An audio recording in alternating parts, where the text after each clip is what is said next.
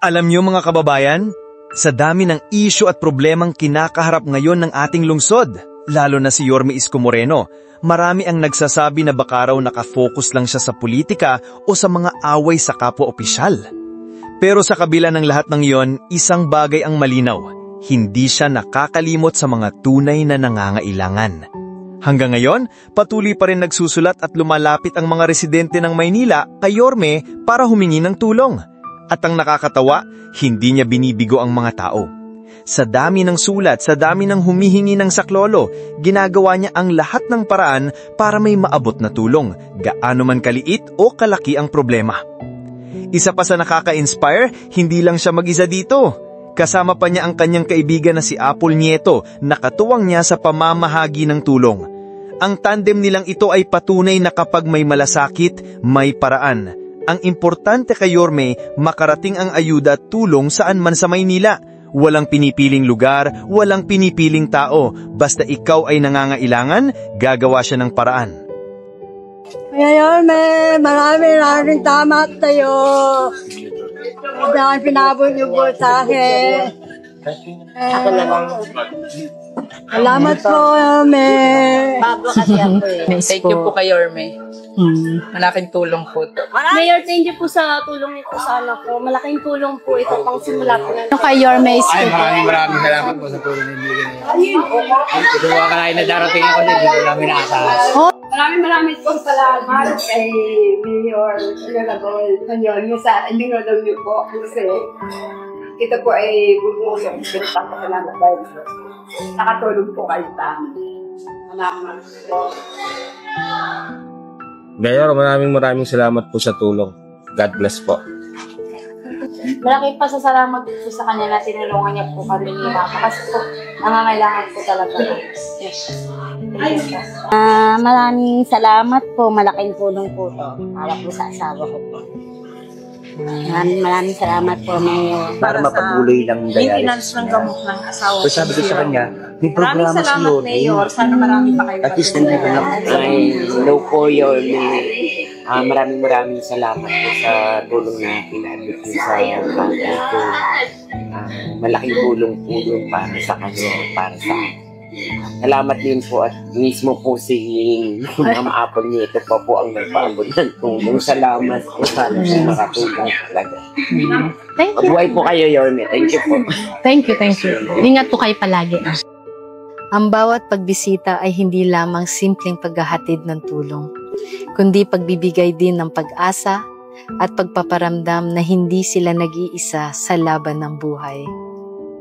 Sa tulong at inspirasyon ni Yorme Isko Moreno, patuloy tayong magsisilbing daan para maabot ang mga nangangailangan.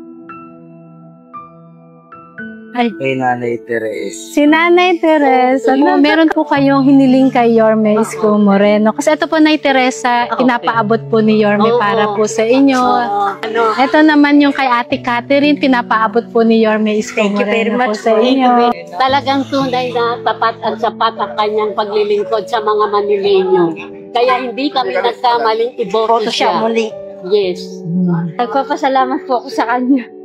Dahil sa mga magaganda niyang ginagawa. Kaya yun. Ingat po kayo ha. Ingat po. Salamat at punta ka sa Village Mister. Yes. Gandang araw, ate.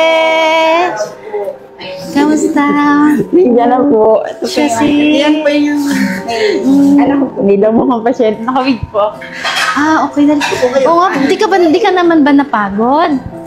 Hindi ka nakaisip ko lang. Kagising, pasensya na ha. Nahiya nga po. Nahiya. Bali, kailan po? Bali, ang sumulat po kay Yorme. Ay, ikaw mismo.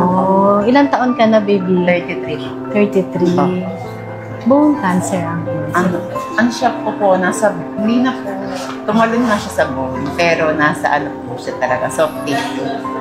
Nasa sarcoma po siya. So, yung last scan po, tumalon na siya sa bone, kaya kinailangan ko naman chemotherapy.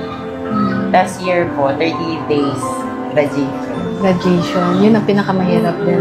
Mahirap din po kasi nasa siya, nasa nakabawal ka rin. Sa loob po siya ng yung ngala-ngala. So, naka-obturator lang po ako. Pag wala yan, mungo na po ako. Okay. Hindi na po. Kasi hindi rin po ako pwedeng hindi nakamas kasi yung exposure. Pero at least maganda pa rin ang aura mo. Nag-isang babae. May baby ka na? Po apat. Husband, nandiyan naman. Ako po, meron na.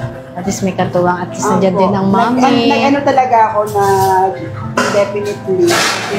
Para alagaan. Yung nalaman ko na hindi Kailangan. na lang mag-chemo, nag-decide ako na sabi ko sa boss ko na mag-resign, hindi nga lang ako pinayaran. So ang sabi niya, mag-ano lang daw muna ako para mabantayan ko siya, maalagaan. So kung kailan ko gusto, doon na lang daw ako bumalik. Siyempre, biglang isang ina, hindi ka rin Oo talaga naman po. mapapakali. Kaya nga sabi ko, siyempre monthly, kumikita ako, meron ako ano. Ang problema, aanin ko naman yung ano kung araw-araw, kukonsensyahin naman ako ng masakit ang ganito kung ganito. Siyempre kahit may pamilya, hindi naman din Ang tawag talaga natin nanay, di Iba ba? talaga. Iba po pagkanaan. Yes. Kaya naisip mo rin sumulat kay Yorme Isko. O, nag-post po kasi na Oo. pwede na. Tas parang sabi ko, since cancer patient, talagang nagsulat ako na. Sabi ko, baka kaya naman. Kasi po nasa ako, actually nag-try lang po kasi nasa private ako nagpapa-check up. Sabi nga nila, parang hindi ka lumipat ng PGH. Sabi ko, try ko lang, baka kaya naman kahit na ano. Alam mo naman si Yorme, walang pinipili. Yung private, Kasi siya taga-saan. Basta humingi ng tulong, open si Yorme. Kaya, bakit na po siya lumipat. lumipat kasi Baka oo iba po naman. yung Totoo. ano yun. Magugulo pa yung isip mo. mas Kaya, marami pong consultation, parang mas Yes. marami din po yung ba talaga. tsaka malilito ka lang. Oo. Huwag mo na idagdag pa sa Oo. stress mo yun. Kaya yung sulat mo, nabasa ni Yorme Isko Moreno. Kaya pinapaabot ni Yorme yung kanyang pagtulong para sa inyo. Naway, maging malaking tulong po ito sa inyo. Malaking bagay po talaga. Kasi parang iba po yung financial din. Yes. Thank you. Tsaka nga dami ng paggaling mo. Thank you. Bongga-bongga. Nangarap po magpakasal during yung Yung unang term niya. Oo, parang sabi, nagpa-plan na po kasi kami. Tapos biglang sabi, ay, wala na si Yorme. Walang choice po. Naghanap kami ng iba. Pero anyways, thank you, Yorme. Kasi malaking bagay po ito para sa medication and ongoing treatment po. Thank you po. God bless po.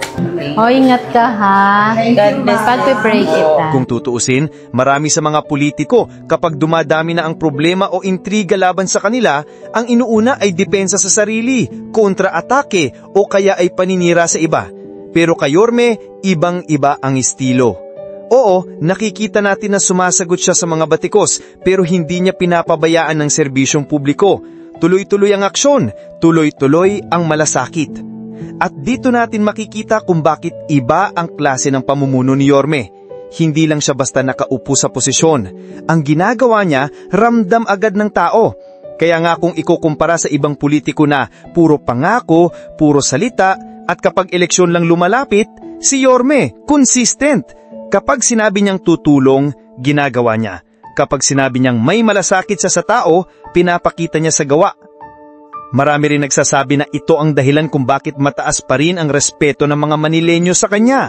Kahit may mga detractors, kahit may mga politikong pilit siyang hinihila pababa, nananatili siyang tapat sa kanyang sinumpaang tungkulin.